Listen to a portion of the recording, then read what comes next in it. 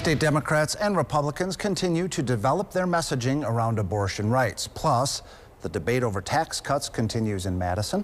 CBS Update's Emily Fan and WisPolitics editor J.R. Ross discuss that and more in tonight's Capital Connection.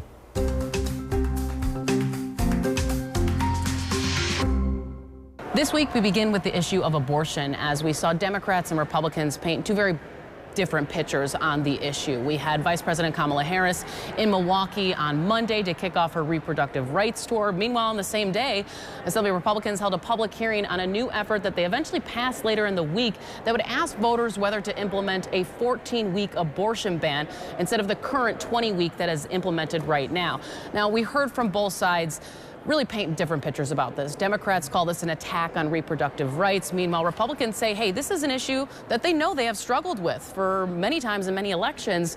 And they're trying to say, well, let's have the voters decide. But in the end, ultimately, Governor Evers said he is going to veto this effort. So once again, we'll see where Republicans try to address this issue in the future. Republicans want to talk about not whether abortion should be legal, but when it should be legal. And they feel like if they're talking about whether it's a 14-week ban or a 20-week ban, they're on much better ground the public than they are talking about an 1849 law, which may or may not ban abortion, period, in Wisconsin. Remember, there's a court case going on. That's still being decided in the background. They're trying to change the narrative. For Democrats, why let your opponent up when he or she is down the mat right now on an issue?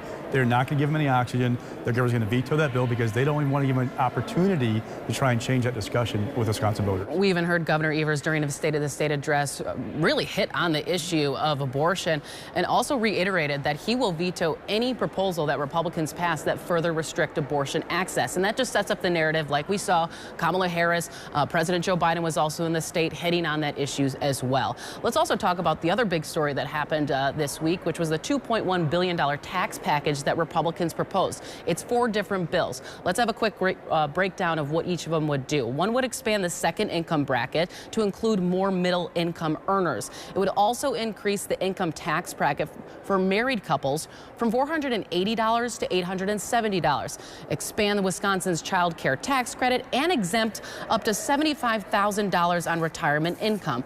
So a lot of people go, well, what does this mean for the average taxpayer? Here's a breakdown based on what your income, how much in tax savings you would get. So if you're making about $70,000 to $80,000 a year, you'd see roughly about a $273 tax credit.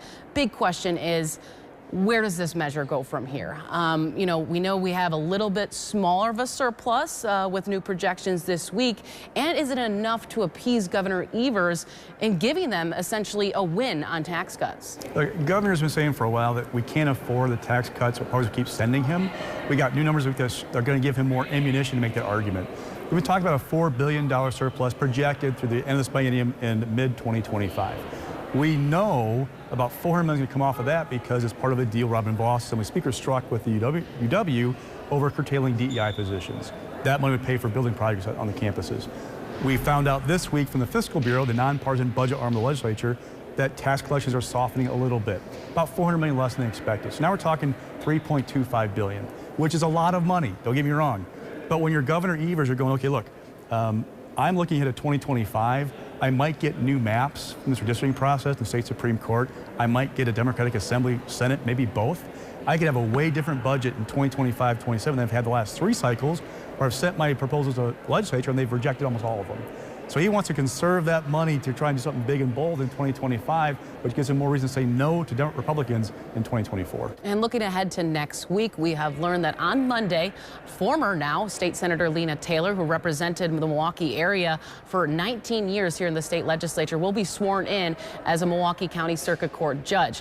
Now let's get into the weeds about this, because we know this will trigger a special election here, JR, but with redistricting, it can get a pretty complicated process of when that election will fall and what the districts will look like. In an ideal world, you could schedule this election around the regular scheduled spring election.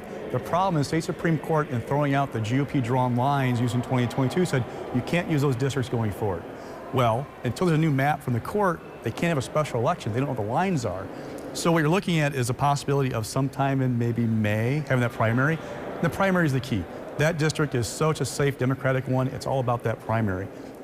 Usually you see sitting state reps run in a special election for a Senate seat. It's a great opportunity to try and move up. Also, it's a free shot most of the time.